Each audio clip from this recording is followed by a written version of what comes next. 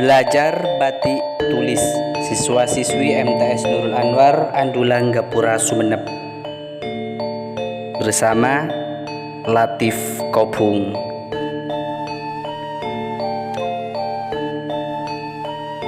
Sebelum kita mengenal dan tahu cara membatik, terlebih dahulu kita harus mengenal apa itu batik dan teknik-tekniknya. Batik secara definisi umum ada dua, ada yang klasik, ada yang kontemporer, dan secara teknik ada 4 macam: tulis, cap, lukis, dan printing. Dan kali ini kita akan belajar batik dengan teknik tulis. Dalam batik teknik tulis ada 5 alat dasar yang harus kita persiapkan: soda, kain, canting, malan, dan pewarna. 5 alat inilah yang harus ada sebelum kita mulai membatik. Sebelum kita menggunakan semua alat ini, terlebih dahulu kita harus belajar sketsa. Kita akan menggambar atau berimajinasi kira-kira seperti apakah yang akan kita lukiskan dalam kain yang akan kita batik.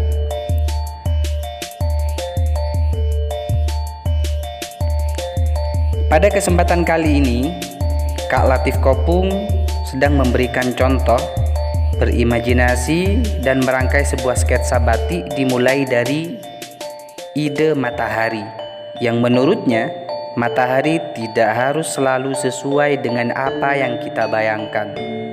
Matahari bisa kita kembangkan menjadi sebuah rupawati yang sangat menarik untuk kita lukiskan dalam sebuah kain.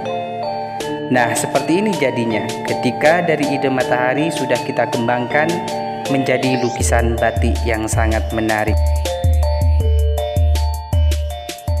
Setelah kita belajar sketsa dan kita sudah bisa membuatnya, maka kita perlu tahu tentang kain yang akan kita gunakan untuk melukis batik.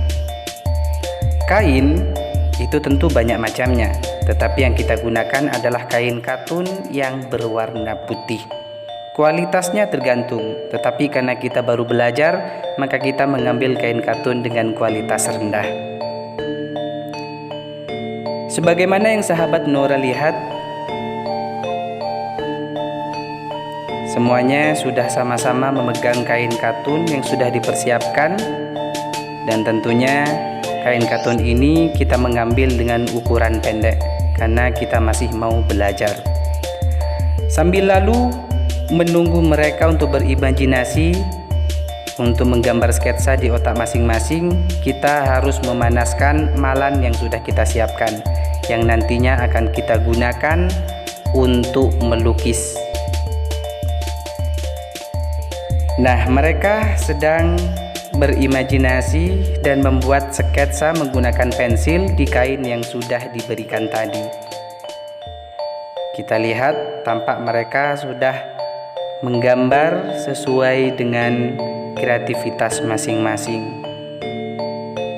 Ada yang menggunakan sketsa bunga, lingkaran, garis datar, dan semacamnya. Setelah selesai membuat sketsa, kita berlanjut ke cara untuk menggunakan canting atau cara untuk melukis kain tadi yang sudah digambar menggunakan pensil.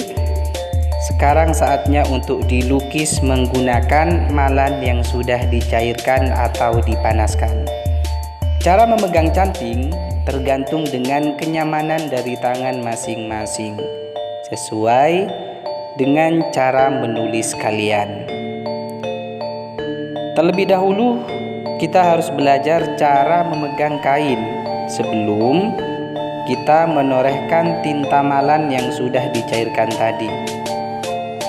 Dan tentunya karena malan ini dipanaskan dan akan terus dipanaskan sampai kita selesai menggunakannya, maka tentunya akan terasa panas ketika mengenai tangan kita.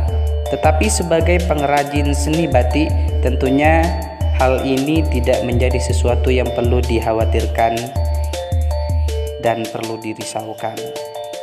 Nah, seperti inilah Cara untuk melukis kain tadi menggunakan malam yang sudah dicairkan. Kita lihat beberapa sahabat Nura tampak dengan konsentrasi.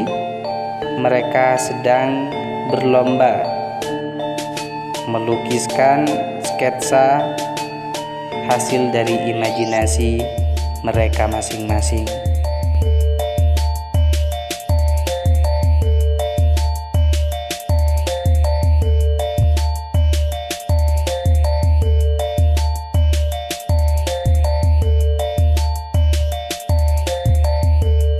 Oke sahabat Nurah, inilah hasil kreasi dari batik yang telah mereka gambar. Untuk proses pewarnaan, kita ketemu kapan-kapan.